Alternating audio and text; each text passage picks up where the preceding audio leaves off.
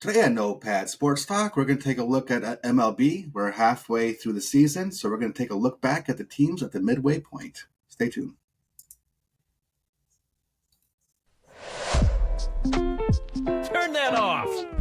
It's time for No Pad Sports Talk. Stay tuned as two brothers bring you the latest from your Michigan teams and beyond in hockey, baseball, football, and more. Let's get started. Here are your hosts, JD and Steve. Welcome to another edition of No Pad Sports Talk. I am one of your hosts, JD. And I am Steve, and today is Sunday, June 30th. And it looks like I'm going to get a little visitor here to start the show. Oh, hello. Oh, all right. There we go. So Here, this is the granddaughter. This is Theodora. Can you say hi? No? Hi, Theodora. All right. No. All right. Night time. Love you. Noggin? No. No? Noggin for the show? Come on, noggin for the show. Ready? Noggin. All right. That is my 3-year-old granddaughter. Soon to be 4 here come September. It's hard to believe. It is. But yeah, just like in the opening, we're going to be talking at the midway point here and just discussing the teams. And then if we have time left, maybe even some prospects.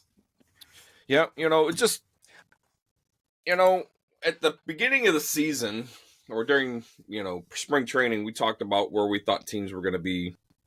I know I mentioned that I thought the AL Central was going to be a kind of a weak division. And I thought the Tigers had a really good shot of winning that division.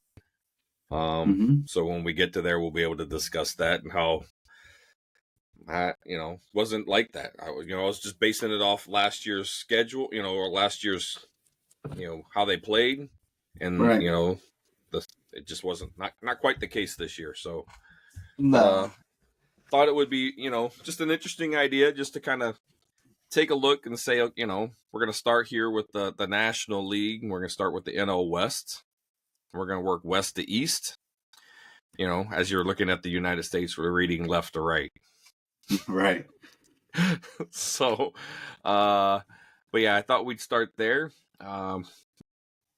One, because, the team out in the NL West has an important player that my brother loves to follow. Yes, and that is true. And you have no idea, I'm trying to think of when he's mentioned him, in not more than just a mention of his name, but where is he actually talked about him? So we're going to give him an opportunity here. We're going to talk about the NL. We're going to talk about the NL West, the teams themselves, and where they are, and is it where we expected them to be? I mean, ultimately, I'd say Dodgers, that was an easy yes. I think everybody kind of expects them to finish first in the NL West.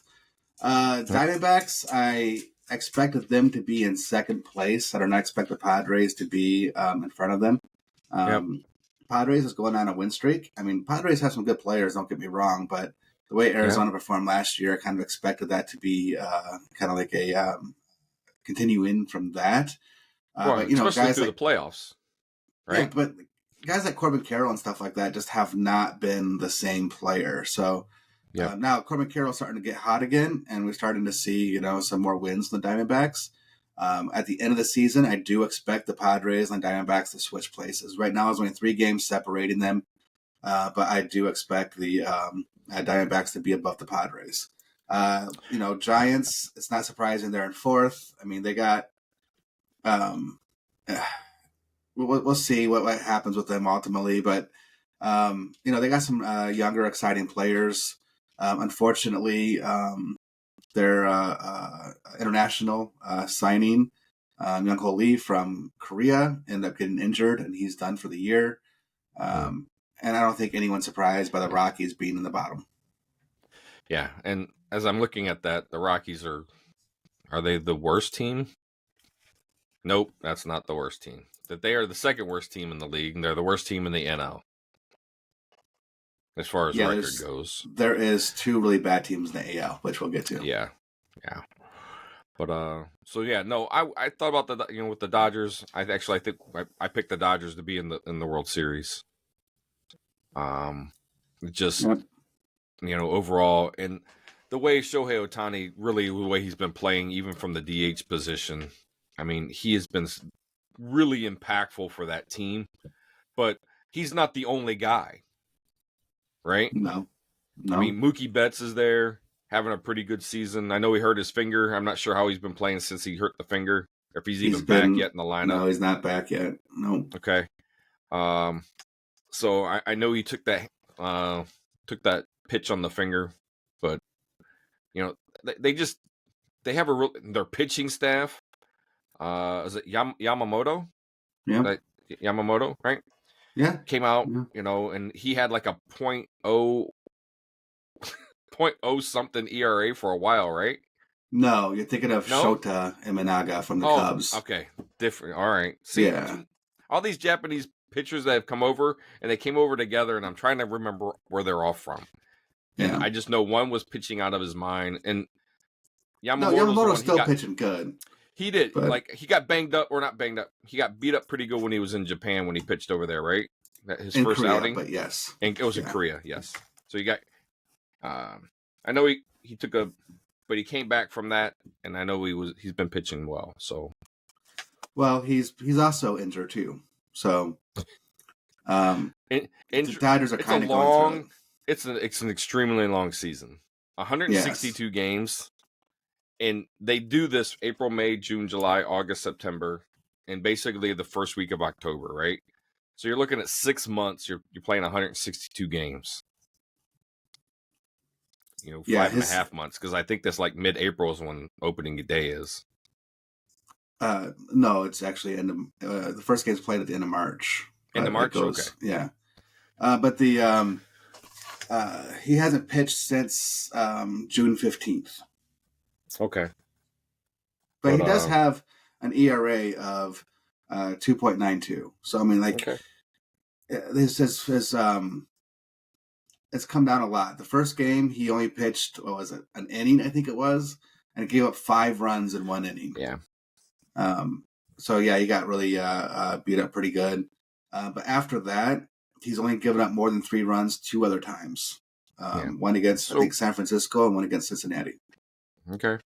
And again, just he is, but that team is built to win, right? They had the players, they had the talent, they went out and they got the people they wanted to get, and that team is ready to go and win a championship. For sure. Yeah. Once they get, some of the players back, it's going to be really exciting to see them again. Yeah. But yeah, so Shohei, since we're talking about it, just a quick FYI, right? Let's just talk about this real quick, right? Shohei has the actual potential to be the very first designated hitter to be MVP. No other straight DH has done it. Obviously, when he's won it before, he was pitching, so you can't really say he was a straight DH. But this will be the first year he's a straight DH, and he has a real shot at winning it. And if you look back at his last 16 games, so this is going back mid-June, like June 11th or whatever, June 10th, whatever it is. Last 16 games, he's hitting .375 with 10 home runs, 2 doubles, 20 RBIs, 15 walks, then 2 additional intentional walks to only 10 strikeouts. His on-base percentage is a .507. His slugging is a .964, and his ops is a .1471. You want to talk about just being absolutely ridiculous? This is what ridiculous looks like. What a 16-game stretch! Holy cow! Yeah, yep. And I mean, look, you can go back, even further than that too, if you really wanted to. But I mean, in the last 16 games is when he's actually been just super on fire. And but so far for the year, right? The year he's still batting .322 with a .403 on base, a .640 slug, an ops of .1043. I mean, he's leading in the National League. He's leading in home runs, batting average, and he's second in RBIs. He has a chance to be a Triple Crown winner, right? Yeah. A real shot at it. I think he's only 3 RBIs behind the leader and for RBIs. So he has a real shot at becoming a Triple Crown winner. And on top of that, he has a legitimate shot at being the only player. Like, you hear about 40-40 seasons, right? It was a real big deal. Like, 40 home runs, 40 stolen bases, a 40-40 player. Yeah. He has a chance to be the only 40-40-40 player. 40 home runs, 40 stolen bases, and 40 doubles. Wow. Like, only person in the history of baseball that would, if he does it, that would have done it. Like, what he's doing right now offensively is insane. And, I got to give a lot of credit to other batters, like Aaron Judge and stuff like that. But, Aaron Judge right now is in the American League, so he's not really competing as far as, for Triple Crown MVP in the National, right? Yeah. It's just right now, it's Shohei and Bryce Harper. That's kind of head to head. With Shohei not playing the field, the nod will go to Bryce Harper if Bryce Harper has similar offensive stats. I also forgot to mention one more thing about Ohtani. He also has the chance to be the very first player as a designated hitter only to get over an 8 WAR for the season. Oh yeah, we talked about that. I'm telling you, man, like this guy is absolutely incredible right now. His ops plus is 194 for this year so far. Yeah. Like, what was his WAR? So, I think it was close to 4, right? Well, his WAR right now is 4.7. There we go. Yeah, as of today. Yeah. Because I think when we talked about it, he had like a 3. It was like a 398 or 3. It was really close to a 4. It wasn't quite a 4, but it was close. Because Mookie Betts had him beat by a little bit. And Mookie Betts is obviously playing the field. Or at the time he was. Mm-hmm. And same thing with, Bryce Harper. Like, all I got to say, I mean, look, Ohtani's incredible. That's it. He's the definition of generational player. So Bryce Harper right now has a WAR of 3.7, a whole 1 game less, and he's playing the field. Yeah. That's how much that Ohtani is just destroying baseballs right now. So there's not much else to really say about Ohtani, man. There really isn't. There isn't. The numbers speak for themselves. Right? Yeah, he's the best player in baseball, period. Correct. Right? And, I mean, 52 wins the Dodgers have. They're just below the Phillies, but the Phillies just played the Tigers, so they got a couple extra wins there to pad their numbers. Yeah, the Phillies. I know we're kind of skipping. You want to go to Central first or whatever? But let's do the Central first. Yep. The Central is a little surprising. Brewers being on top. I was kind of expecting, Cardinals to be on top or possibly the Pirates taking a jump just because of the talent the Pirates have, or even the Reds. I thought Reds could be like a surprising team. I think overall, this is from top to bottom, the National League Central is probably the most talented division in baseball. And when you look at their records alone, I mean, the Brewers are standing out there with 50 wins, but when you look at from the Cardinals down to the Cubs, it's 43. There's 4 games. 4 games. Yeah. Right. So I mean, anything can happen in that stretch. I mean, just take the National League for example. Right now, like the bottom dweller in the East, you have the Marlins. We know the Marlins are a terrible team, and we know we got the Rockies in the West. They're a terrible team, right? Correct. Like you always have at least one of those teams, and then you can sit there and determine whether or not you think the Nationals are terrible or not. I mean, I don't think they really are, but they got a better record than the Tigers.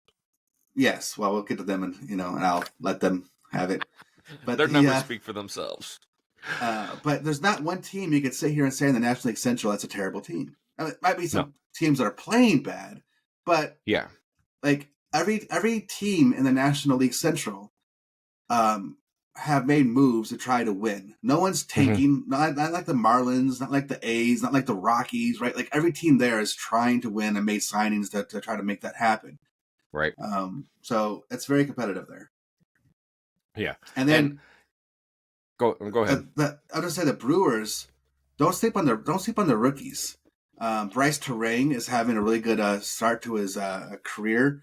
He's got the second most stolen bases after Ellie De La Cruz in the Major League Baseball, and he's playing pretty solid defense. And then on top of that, you have Jackson Churio. He's a 20-year-old rookie, 20 years old, and he just had a grand slam. What is it, yesterday? I think it was.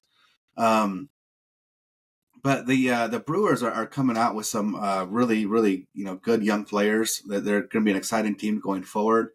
I just don't know how much their pitching is going to hold up. Going on later in the year and the playoff run.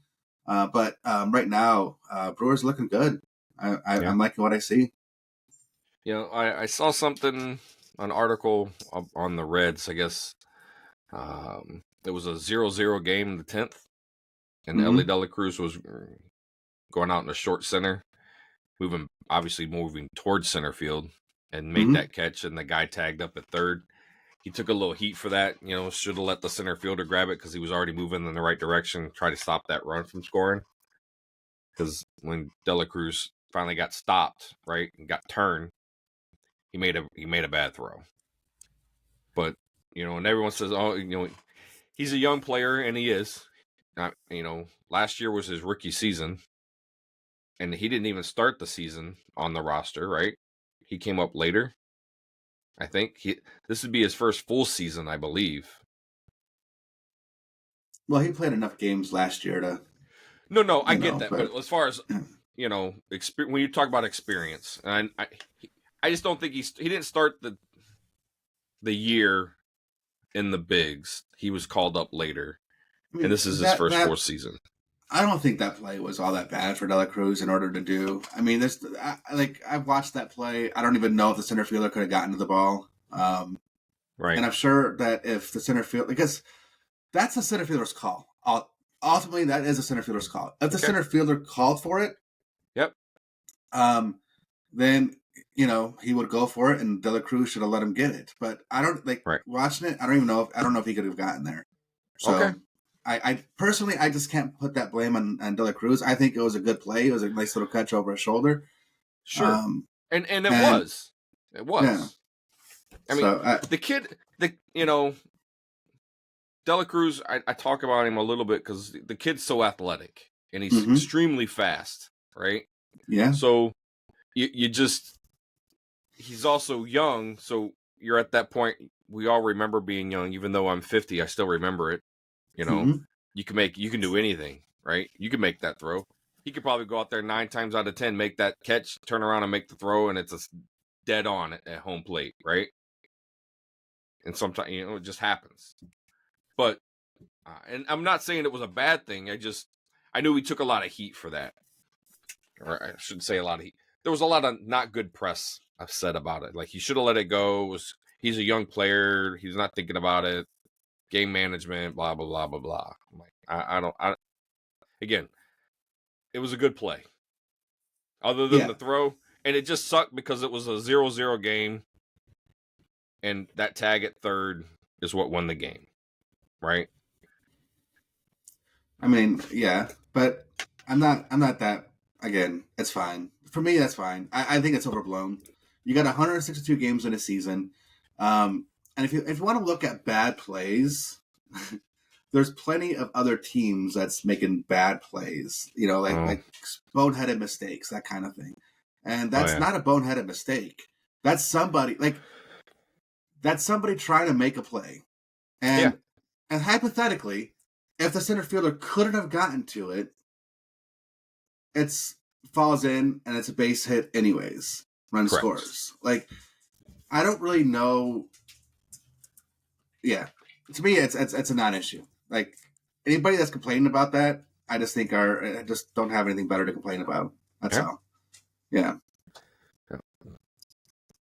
All right. So that's kind of our NL Central. Let's get to the East, where we got the Phillies leading.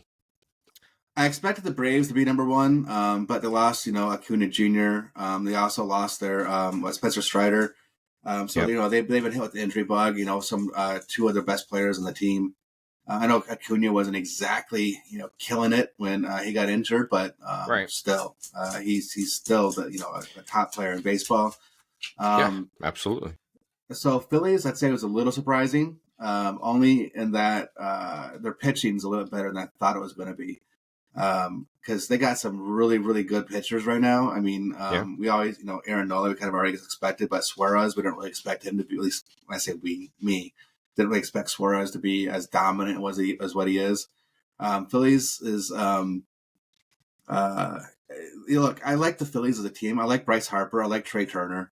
I know you're a Trey Turner fan, especially after the World Baseball Classic. Yeah, that was fun.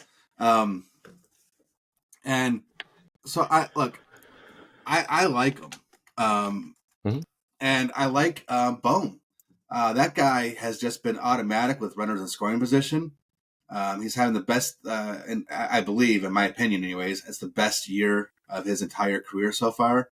He's really coming out. I mean, adding 300, 9 home runs, 65 RBIs. 2.1 WAR already. He's definitely playing really good baseball. So I like Alec Boehm. And Phillies, they're going to be a tough team to beat in the come playoff time. I really do believe that. They'll be very, very tough. Marlins, no surprise. Nationals, they got a lot of really good prospects. They just called up their, number 3 prospect. And that's going to be exciting. And for some reason, I'm blanking on his name. I don't know why. I'm going to have to look it up because it's killing me. But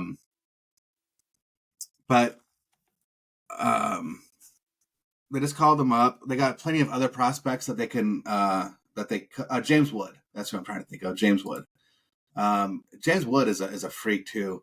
But they still got Dylan Cruz, Brady House, still there. So we'll see what happens once they call up the rest of them. It's got Elijah Green, Dalen Lyle, Robert Hassel III. I'm telling you, it's they got so many.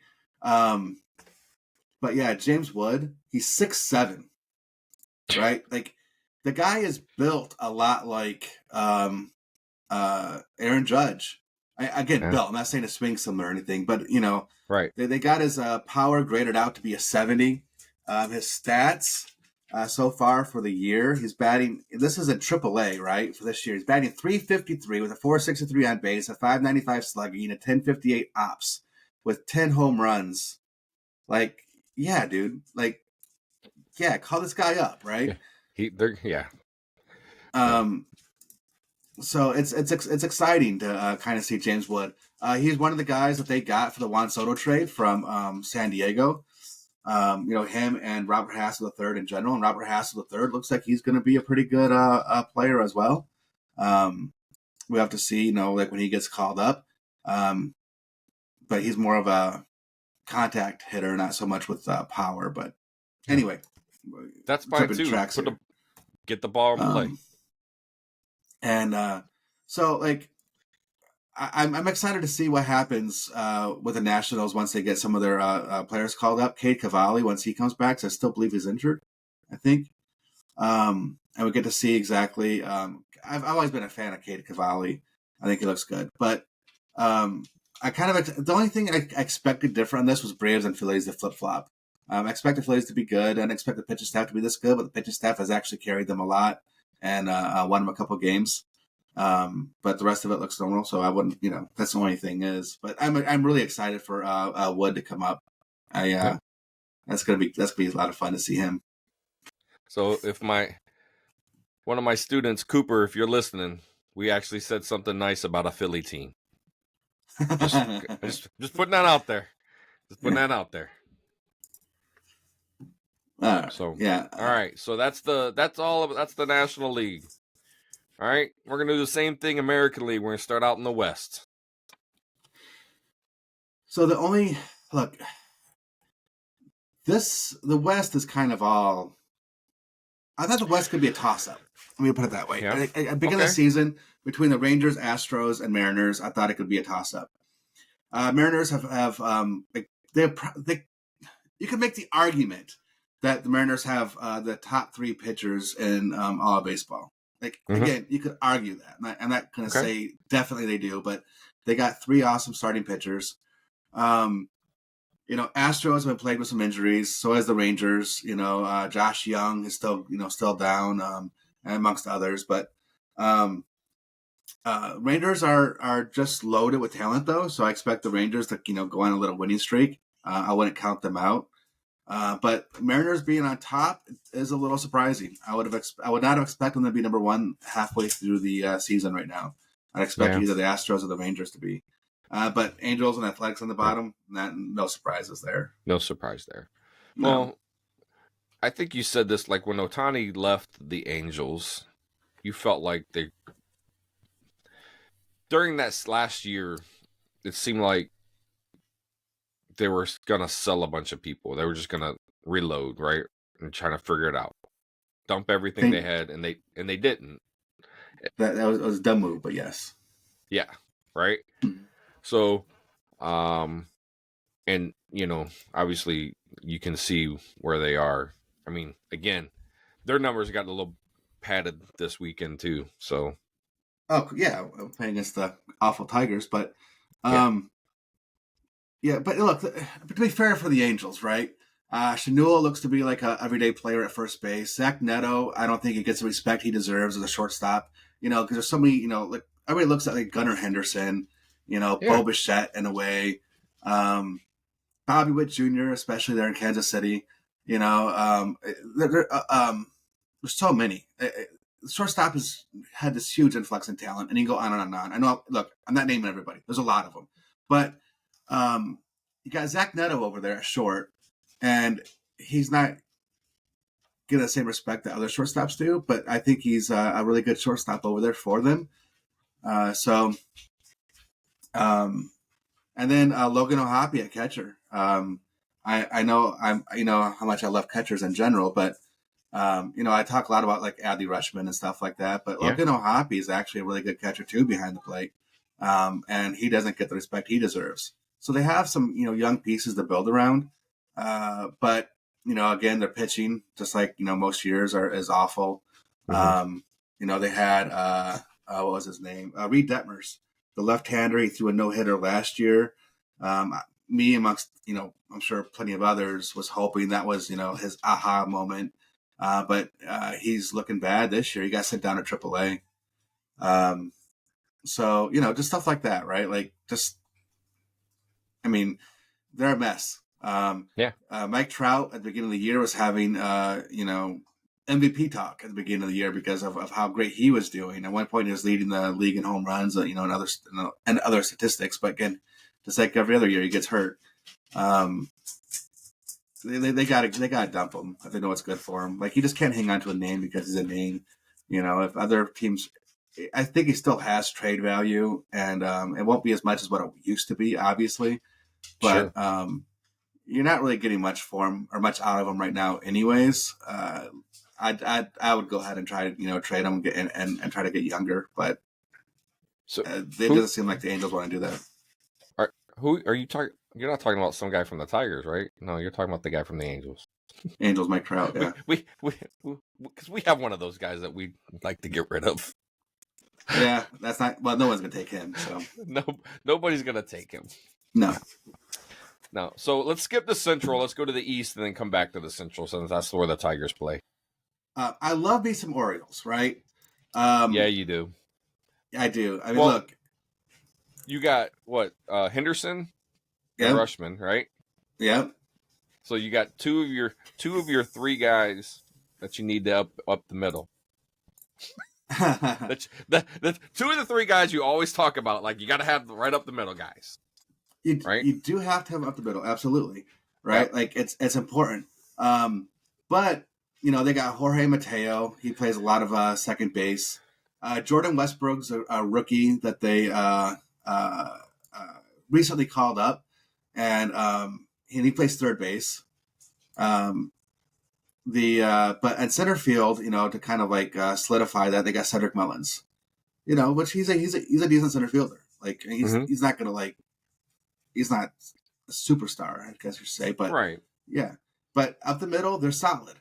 Between Rutschman, Westberg, Mullins, and of course Henderson. Yeah. They're solid. And they just called up Heston Kierstad as well, a little DH. He can also play outfield, and he's looking like he's figured it out. Colton Cowser, they called him up earlier.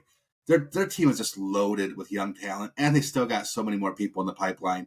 They are disgusting. And I was going to mention that because you talk about their prospects that they have, and the people like what they're going to have and how they've set themselves up and how young they currently are, and then what they still got that they can still bring up. Yeah. So, look, I'm not sure what the Orioles are going to do, right? Because they're kind of a weird team. They're in a situation where if I was in charge of the Orioles, I would trade some of my younger players to try to get some pitching in to win this year because they have a real shot at winning this year. Okay. But they don't typically do that. So I don't know what they'll do. But Jackson Holliday, he's going to be a shortstop, or I'm sorry, second baseman of the future. So again, that just makes him even more solid up the middle. But Kobe Mayo, that dude is the dude can hit. That's all you got to say. If you want to talk about someone, he's 6'5", but when you watch him hit, the ball just like it has a different sound. There's some players where it just has a certain sound to it. Mm-hmm. And Kobe Mayo has that sound, right? So it's like the Shohei Ohtani, Aaron Judge. When you just hear that, that's the sound it makes. I'm excited to see Kobe Mayo come up. He's 22 years old, but they still got Dylan Beavers, Connor Norby, and for pitching, they still got McDermott and Povich. I mean, this team is absolutely loaded with prospects, and so if I were the Orioles, I would trade some prospects, try to get some pitching to win something this year. This could be their year to win it. Yeah. So, have you seen that movie Trouble with the Curve? I have. Yeah. So, like, they always talk about the sound. Like, well, how did you know? I heard it. Right. Yeah. But that's what you were talking about. Just like it's a sound that you hear that you just holy cow. Yes. I mean, yeah, you're right. I mean, it's the sound the bat makes when it hits the ball is just different. Yeah. But the Yankees, I expect the Yankees to be number one in the American League East. Once they sign Soto, Garrett Cole comes back, etc. I really expected the Yankees to be really good, and they are. Don't get me wrong. I expect them to be number one, though. They're only half a game back from the Orioles. Half a game. I was going to say they're only half a game back. And the Orioles just recently, I think yesterday, they just recently got first place too. Red Sox is kind of surprising. Yeah. Oh, go ahead. No, I'm just looking at when you look at their last 10 games, the Orioles and the Yankees, it hasn't been good. 5-5 and 3-7 in their last 10. Yeah. I mean, Yankees are, I don't know. They made some really dumb mistakes in the field. They almost look a little lackluster in a way in the last few games that they've played. It's been really interesting. Yeah. Matter of fact, when their pitchers started yelling at their players, like Stroman, I think, was basically giving it to them, just saying, basically try harder, do more, because they look lackluster there. Yeah. Well, they play better away than they do at home. As far as winning percentage. As far as winning percentage wise, yeah. But the Red Sox, they are it's a little bit surprising. I even though I knew the Rays were going to take a step back this year, I still thought they had a better record than the Red Sox. The Blue Jays, I think, are the most surprising team only because of their record. I didn't expect the Blue Jays to be in the top 3 in the division. But just being at a 458 winning percentage, only have 38 wins so far in the year, that's the most surprising thing to me in the American League East, is just how bad the Blue Jays look. Oh, okay. All right. And then we come to our beloved AL Central. So, where last year, like the Central was a weak division, right? As far as the rest of the AL, I felt you could have gotten 85, maybe 9, between 85 and 90 wins, and you could win the division, and it could have been even just a little bit over 500 based on what I saw from last year. And then when you look at it, what's going on right now, I mean, Cleveland is having a pretty good season. Yeah. I think Cleveland's surprising a lot of people. I know I am surprised that Cleveland is I know they got over 50 wins, anyways. 52. Yeah. So like they actually have at one point in time, Cleveland owned the best record in the American League, and which was way surprising. I still think that they got either the second or third best record right now. Maybe behind the Orioles and Yankees, I think. Orioles and Yankees, yep. That's it. And actually, winning if you go by percentage, they have the second best. Above the Yankees, then. Yeah. So it'd be the Orioles, Guardians, and then the Yankees. Yeah. For some reason, the Guardians are almost unbeatable at home. I don't really know what they're doing. But like 26-9. Yeah. The Guardians are just unreal.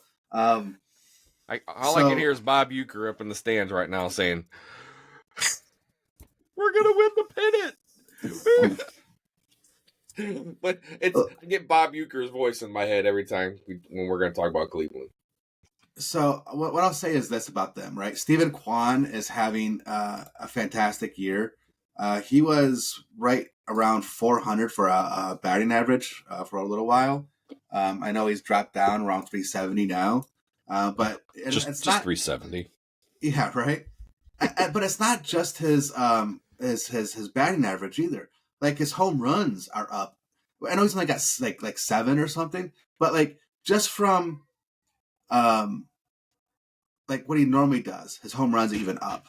For the season. His OPS plus is insane right now.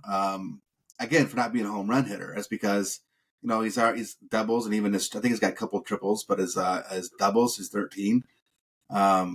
Anyways, he's killing it right now. The Gabriel Arias, a shortstop, he's doing some really, really good defense. Some plays he's making out there and for defense is amazing. Bo Naylor's a solid catcher. They just called up John Quincy Noel. I actually like this guy. At one point in time, I was hoping that somehow the Tigers would be able to get him from Cleveland. I mean, I don't really expect it. Don't get me wrong, but I actually like John Quincy Noel, and I thought he could be like a future I don't know, DH / first baseman when necessary. But he was crushing it in AAA. He had close to a 300 average. He had almost 20 home runs already in AAA. But his first at bat, his very first swing in the major leagues, hits a home run. So that's kind of cool. That is cool. And then, I don't know, Freeman's playing a good center field too, and Jose Ramirez is one of the best third basemen in all baseball, and he's just been crushing it as of late. So, I think that's what it is, right? It's just some of these players you didn't expect to take such a huge step forward, like Kwan. Sure. Anyways, it's pretty cool, and their pitching's been really, really, really solid too. And then Twins being second, not a big surprise. Royals being third, not a big surprise. I mean, I think honestly, any one of those 3 teams has a chance at winning the division. I know Guardians are running away with it right now, but like Twins and Royals, they're really talented too. So we have to see if Guardians are able to keep the foot on the gas and keep winning at the same, at the same rate they're currently winning at. But Twins and Royals are really talented. White Sox being last, nobody thought that they would be anywhere close to being a competitive team. I don't know if anybody thought they'd be as bad as what they are, but nobody thought that they'd be um, a good team. I mean, they got a couple good players, and they should be traded. If you're the White Sox, you have to. Like Garrett Crochet, you have to trade him. You have to trade Louis Robert Jr. You got to trade him. Try to get as much as you can right now because you're so far away from putting together like an actual team. When we're talking about the National League, and you were talking about Ellie De La Cruz and that play in center field, and I'm saying, and I was saying like anybody complains about that doesn't have anything else to complain about. Right. Like watch some White Sox on defense sometimes, and it's ridiculous. So that's all I'll say about the White Sox. They're that's pretty much what they are. They're terrible. Mm-hmm. And then finally for the Tigers, I didn't expect them to be this bad. I expect them to be closer around 500.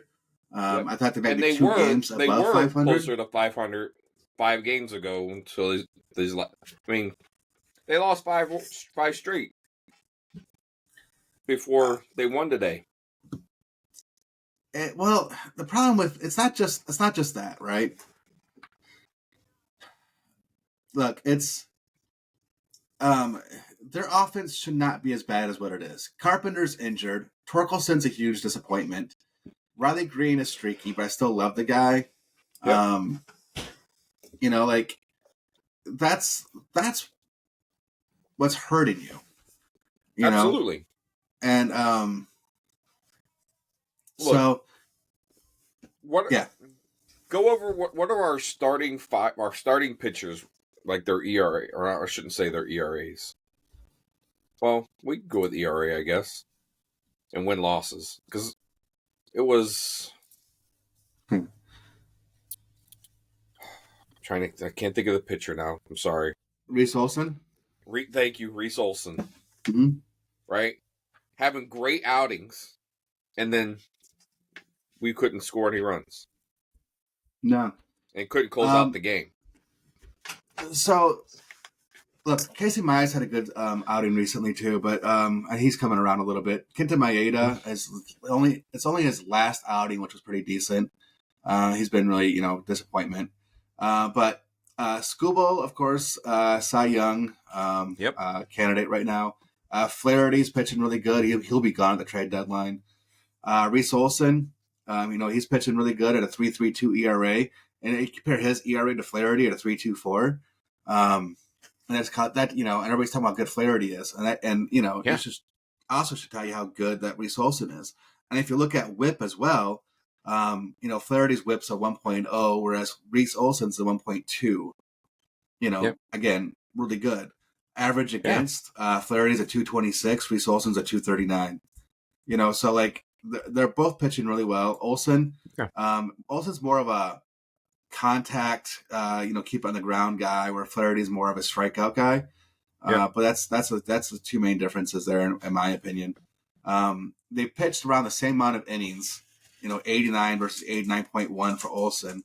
Olson has let up 6 more hits. That's a difference. But again, Olson's a ground ball guy, right? So Flaherty's given up 13 home runs. Olson's only given up 4. Right. So nothing wrong with letting the ball get into play as long as it's, playable, I guess, right? In the park. In the park, yeah. You're keeping it in the park. And what's Olson's record? Only 2-8. 2-8, right? Mm-hmm. Like the Tigers can't score, right? They score 14, and then they score a bunch of zeros, and then they score 11, and then they got 1. I'm glad you brought that up. So, out of all the games played so far this year, and if you count up all the games that every team has scored just 1 run or 0 runs in those games, which team do you think is in the lead with, again, not a percentage, just a straight number, a straight count, right? Yep. Which team do you think is in the lead with the most 1 run or less games scored? Oh, it's got to be the Tigers. You would think, but it's actually the White Sox. Oh, well, they do have a worse record, but I follow the Tigers, and you look at their games 0-1, 1-2. The Tigers are second on that list. And the White Sox only have 2 more games of 1 run or less scored. So everybody's talking about how crappy the White Sox are, and for good reason, they are. But Yeah. the only reason why the Tigers are winning as much as what they have been is because they're pitching. At one point in time, you could, you had a solid bullpen that wasn't, going to give up any runs that kept you in the games, that won those close games for you. You had the starters that again was keeping the score low, gave the bullpen a chance, and so you're winning those, like real low scoring games. I said at the beginning of the year, that's not going to stay that way. It's not going to happen. You can't depend on your pitching staff as a whole to keep a team at 2 runs or less. You can't do it. Right. So, but yeah, as bad as what the White Sox are, and everybody's making fun of the White Sox, the Tigers only have 2 games more with scoring 1 run or less. Yeah, it's ridiculous. It's ridiculous. Like it's extremely frustrating to watch. This offense is terrible. And look, I say over and over again, I love Matt Vierling. He's one of my favorite players. He wasn't even in the lineup today. No, he wasn't. I guess he needed a rest day. He's been all over the field. Yeah. But Matt Vierling right now on the team is second in home runs. I know Kerry Carpenter's been injured. He had 8 before he got injured, and he's only played 50 games. Vierling's played, 50% more than Carpenter at 75 and has 10 home runs. Mm-hmm. But that's why we need Carpenter. He was that guy for us, right? He had a 914 ops. He was leading the entire team in ops before his injury. But Green was only 830 ops, and Vierling's a 722. And when Vierling is like your not counting Carpenter because he's injured, but when Vierling is your second highest player with ops, you have a problem when it comes to offense. So, speaking of injuries, when do you think Kerry Carpenter is going to be, set up for his assignment, like coming back? When do you expect him back?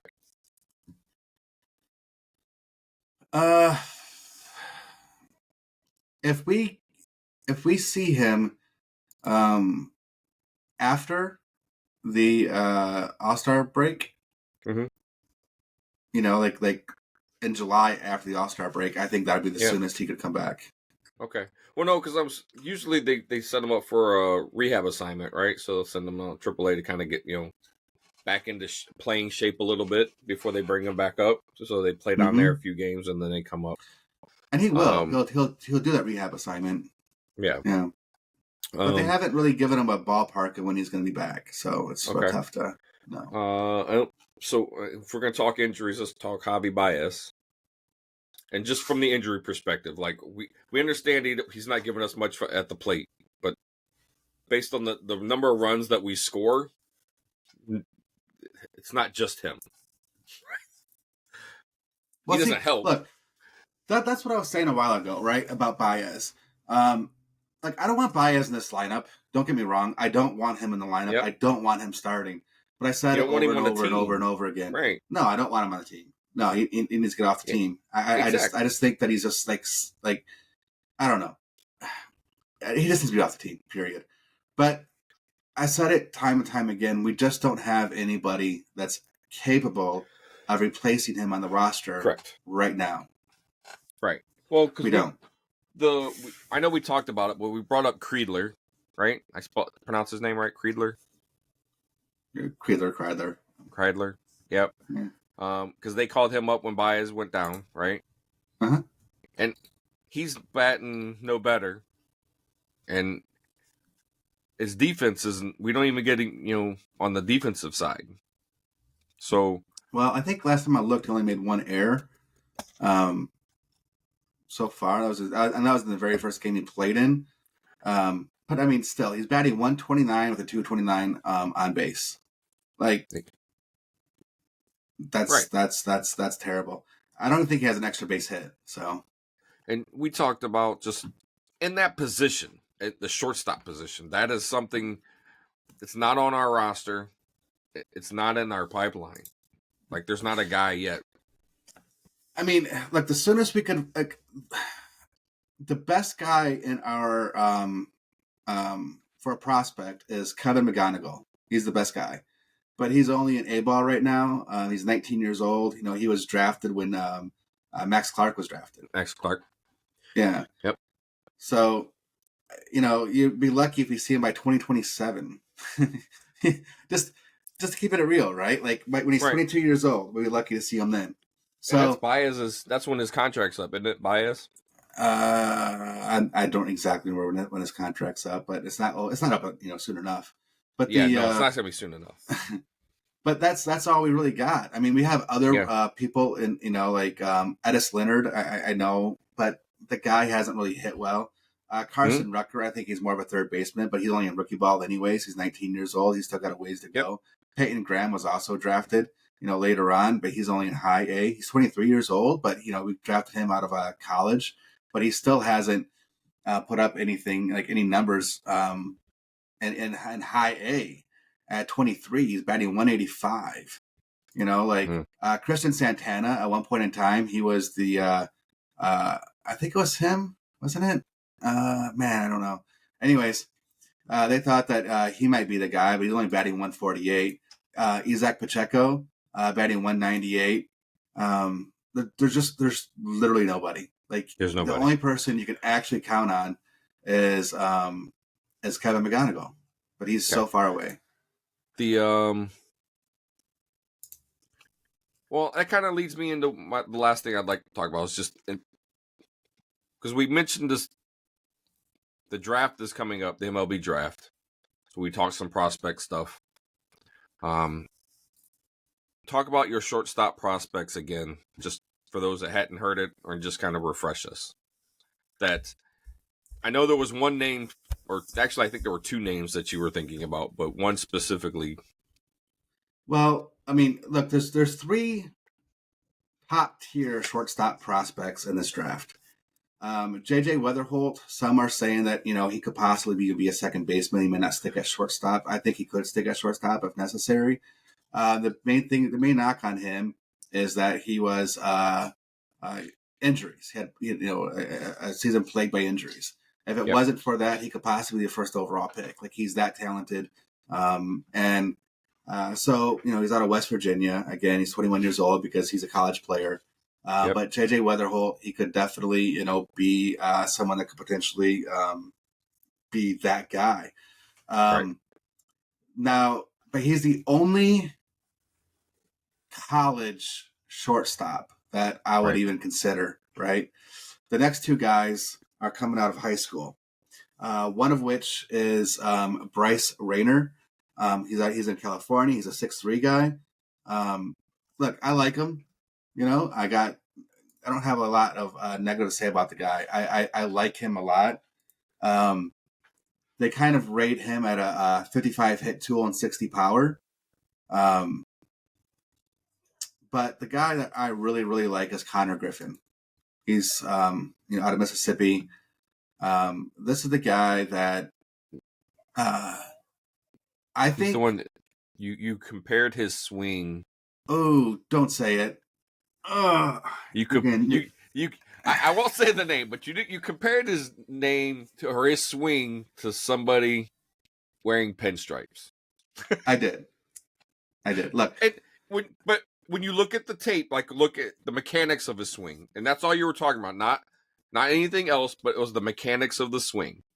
It wasn't bat position or Royce holding his hands or any of that kind of stuff. It was just how the swing was from his ready position once the pitcher's going to release the ball from that position, and the bat swings through the strike zone, all the way, you know, to how he finishes the swing. I just think that was very reminiscent of that guy. But that guy. But look, I think Connor Griffin. A lot of people say that he'll be good at shortstop, but scouts say that he could probably be like a Gold Glove center fielder because of his range and his arm and everything else, right? Like, so we got two of those now, right? Well, the way I look at it, right, is you can't go wrong with the guy. That you know, like, if you draft him and you try to have him play shortstop, and what you're telling me the next best thing for him is a Gold Glove center fielder? Like, how am I really losing here, right? Max Clark, yeah, I mean, he was supposed to be that guy there at center field. Same thing with Parker Meadows. He's supposed to be like a potential Gold Glove center fielder. Yep. But like, if you think about it, though, like if you have Riley Green, I think Riley Green has a chance to win a Gold Glove in left. He's not a Gold Glove center fielder, but I think he has a chance to win a Gold Glove in left field. But you got Riley Green. If hypothetically, you got Connor Griffin, Max Clark, and Parker Meadows. You have 4 solid defenders in the outfield with a ton of range in the outfield. Like, I mean, am I supposed to be upset by that? You know, no. Because you got to have a rotation. You got to be able to rotate people around. And at that time, and here's something else you got to think about too. Connor Griffin's a prep prospect. He's 18 years old. Yep. Right. So, what? Like, by the time he makes it up to pro ball, so is Kevin McGonigal. Right. Yep. So what I'm saying is, like, he doesn't necessarily have to be your shortstop right now, right? Like, correct. If Kevin McGonigal can fill a shortstop spot and Connor Griffin, you know, is not that great of a shortstop, you put him in the outfield, you don't lose anything, and you still got your shortstop in Kevin McGonigal. This is why I've said it time and time again as far as the Tigers. I think they're more than 2 years away from winning anything. I think at this point they are. So you have to look to see what players will be on your team in, say, 3 and 4 years. Which players do you want to hold on to? And obviously, you know, I may jump in here topics, but Jack Flaherty is one of those guys that you're going to have to trade. You can't hang on to him. You just can't do it, right? You got to trade him. There's a lot of talk that he's going to end up back in Philly. At least that's everything I keep reading. I mean, that makes sense. It makes sense. Yep. You know, but I would also look at trading Urshela as well. Again, Urshela's not going to get you much, but it might get you somebody, right? Yep. Like somebody, so maybe you don't have to have McKinstry playing. That guy should not be on the roster. He's a waste of space. I'm sorry, but it's just the way that it is. We have a bunch of those on our team. Yeah. I mean, I know Justin Henry Lloyd just hit a home run. Was it today or yesterday? But he's still batting 140. His on base is 242. Like, I'm not impressed. I'm sorry. Right. Like, I want the guy to do well, but he was playing well in AAA, right? I mean, it wasn't like wasn't doing well enough. Yeah. You know, Perez has been a huge surprise. I did not expect Winston Perez to be as good as what he is, but you have to keep in mind, like when we're looking at players, we're comparing them to other Detroit Tigers because that's who we see on a daily basis, right? Yes. So Winston Perez looks a lot better than, again, other players on the Tigers. But offensively, he's still at a 99 ops plus. So he's still a below average player on the offensive side of the ball. Like, we got to keep that in mind. I know he's batting 260 at 315 on base. His slugging's only at 393. So he still has over 700 ops, which is okay. But his ops plus is still at 99, right? So we got to keep that in mind that he's not exactly like tearing it up. Correct. You know, so we can't be these you can't have Mark Canha as your number 4 hitter day in and day out. You can't do it. Riley Green's not a number 4 hitter. Riley Green's more of a number 2. Matt Villion's more of a number 1. Colt Keith, he's more of a number 5. Like, Torkelson was a perfect number 4 if he would have actually hit. He's just not. Right? So you don't have a number 4 hitter. You don't have a consistent lineup. And I think that also, I mean, you can go into that whole thing too. I think that also could potentially play into some of their offensive woes. You know, like you never, like nobody knows where they're going to hit on a game in, game out basis. You know, who's going to be the first leadoff hitter, right? Like it changes almost every game. You know, sometimes it's Riley Green, sometimes it's Vierling, sometimes it's Perez. You know, like it just, who knows who it's going to be? Like you don't really get to settle in anywhere. I don't know. Like you could make that argument. I'm not saying it goes beyond that. Don't get me wrong. I'm not saying that's what the problem is. It's just, you know, when you're is having such a terrible offensive display, and you're changing the lineup around all the time, maybe to keep it the same for a few games or something, right? Yeah. I mean, if Right. you got the lineup like same, like game in and game out, and you run into a slump, that's when you change the lineup to see if you can like spark something. But Right. the lineup has not been the same like pretty much all year. So, Oh. So, well, that's kind of really what the show was going to be today. We went through, kind of gave observations of each team from each division, the NL, AL. Real quick, NL MVP, mid-season NL MVP. Ohtani. Okay, mid-season AL MVP.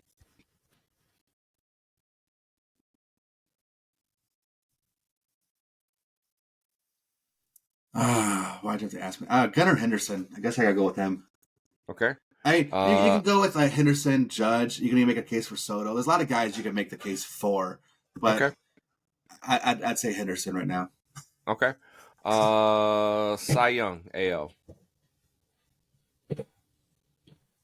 Mm.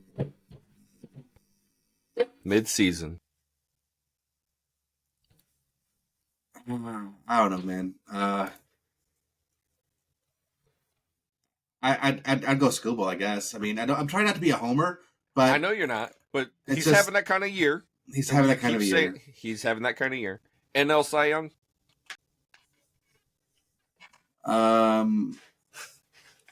See, that's kind of tough too, because at one point it was going to be Emanada, and I don't think it's that way anymore. He's given up a little bit too much. I'd have to say some of the Phillies, Zach Wheeler or Ranger Suarez, probably. Okay. I think Chris Sale has an outside shot there in the Braves. He's just completely turned it around. Reynaldo Lopez is actually another really good story. He was only like a backup for a little while, like I'm not saying backup, a bullpen guy for a little while. Then he comes to the Braves, and all of a sudden he's Okay. like one of the best starters in the league. But Phillies, between Aaron Nola, Zach Wheeler, Ranger Suarez, I probably have to go with Wheeler right now. But Tyler Glasnow, he could also, from the Dodgers, he could also make a case, later on if he has, some additional good starts. But yeah, right now I'd say Wheeler. I'd go Wheeler. All right. Well, no, he didn't know I was going to ask him these questions, so it was more of a off the cuff, and I threw it right at him. So he didn't have an opportunity to think about any of these, so it's kind of like right off, bam, first name that comes in your mind, and that's why I waited and I didn't say anything, and I threw it right at you at the end. Yeah, you did.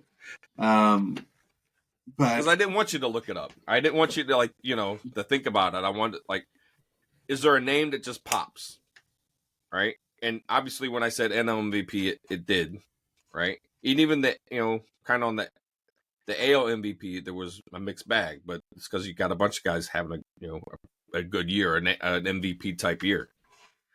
I mean, yeah. I wanted to surprise you. You did. Not so much a ludicrous list, but what I'm surprised about is you didn't really go with Rookie of the Year stuff, because we're talking, prospects. So I thought you might even go there, but but I went with I don't know. Not that they're not all big, because I could go and sit there and say, okay, defensive player or whatever. But no, we'll just. I stumped you enough. We're good. Okay. This is the Stump JD segment. Thank you. Yeah. Well, because I'm trying to go through all the names in my head, right? Because look, I know. Here's the thing. I know if I say a player, and it's not somebody else that they're thinking, right? Yeah. It's like, oh my god, like I know. It should be this guy, and it's that's why. Which is why I wanted to, at the end, after I asked you those questions, to make sure everyone knew that we did not discuss this ahead of time. You did not know I was going to ask these questions at the end.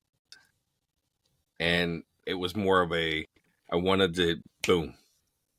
So Yeah, I mean that some of that is JD's the guy that's going to sit and he's going to analyze numbers. And anyone who's ever sat and listened to our show and has heard him talk analytics knows that that's what he's going to do. And I didn't want him to do that today. Well, that's part of what I'll do. I mean, yeah, look, the analytics is a lot into it, but you still have to be able to look to see, watch the player play. You know, because sometimes not everything is in the numbers, but still, you know, it's Yep. But again, I'm never going to say he overthinks it, but he does process a lot of information at one time before he makes a decision. And I felt a little rushed on this decision, so yes, you and our audience is welcome. All right. Well, we appreciate everyone out there listening to us.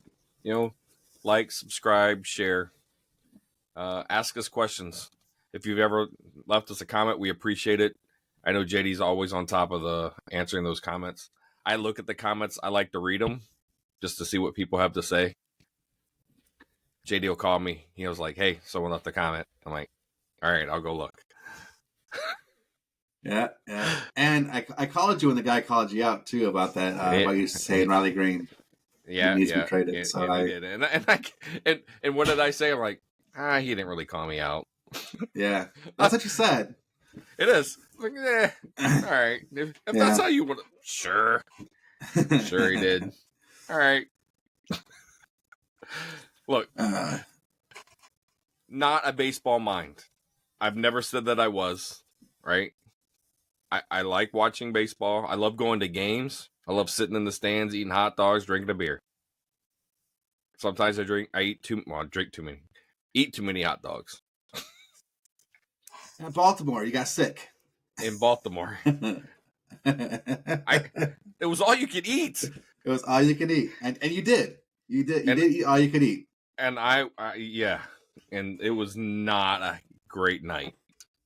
and to be honest, when I saw the first hot dogs and they were a little wrinkled, I should have known. Yeah.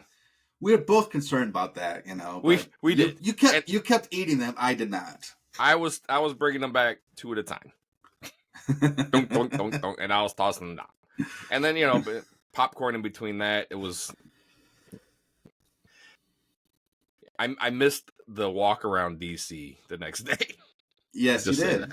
Yeah, yes, we were gonna go explore.